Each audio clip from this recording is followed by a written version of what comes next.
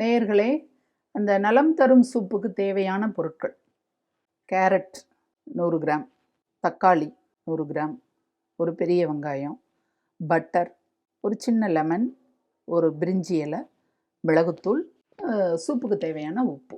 அவ்வளோதான். இப்போ நம்ம இந்த வெங்காயம், தக்காளி இதை இதில் போட்டுடுறோம்.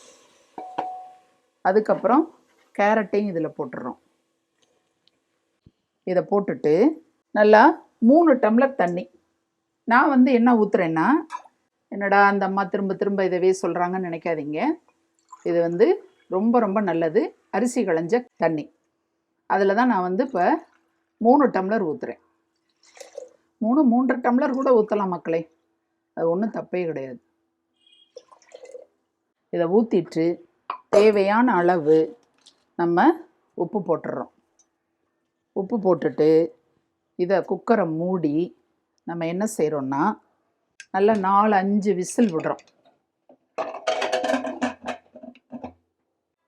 நேயர்களே, குக்கரில் 5 விசில் வந்ததுக்கப்புறம் நான் அதை எடுத்து என்ன செஞ்சேன்னா, தண்ணியை ஸ்ட்ரெயின் பண்ணிவிட்டு அந்த காயெல்லாம் இருக்கும் இல்லையா, வெங்காயம், தக்காளி, கேரட்டு, இதை நல்லா ஆற வச்சுட்டு மிக்சியில் அடித்து இப்படி இந்த பியூரியா வந்திருக்கு. இதை அப்படியே நம்ம வடிகட்டணும்.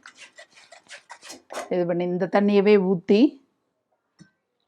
இந்த டம்ளரில் எடுத்து வச்சுருக்கிறேன். இதை ஊற்றி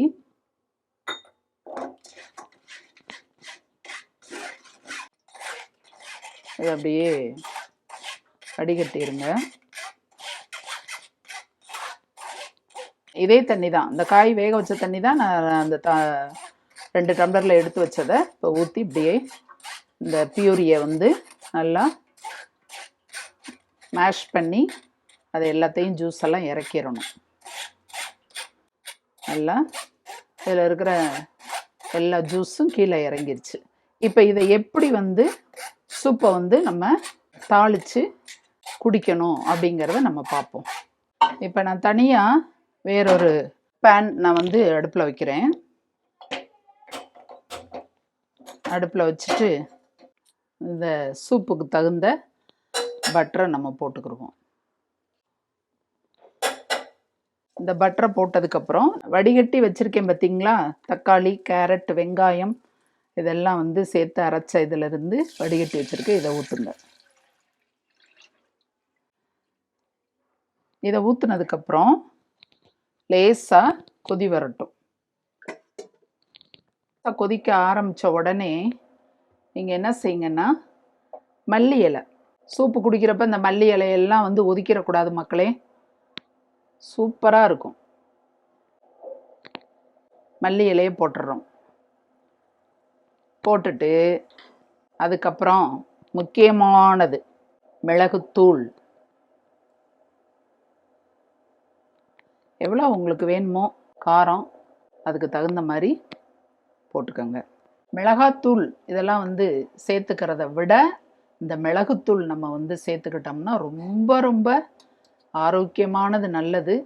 இந்த மிளகுத்தூள் போட்டுட்டு ஒரு கலக்கி விட்டுட்டு கடைசியாக இந்த பாருங்கள், ஒரே ஒரு ஸ்பூன் லெமன் ஜூஸ் இதை மட்டும் ஊற்றிட்டு உடனே நீங்கள் அடுப்பை ஆஃப் பண்ணிடணும் மக்களே. லெமன் ஜூஸ் ஊற்றுனதுக்கப்புறம் அடுப்பு எரியக்கூடாது.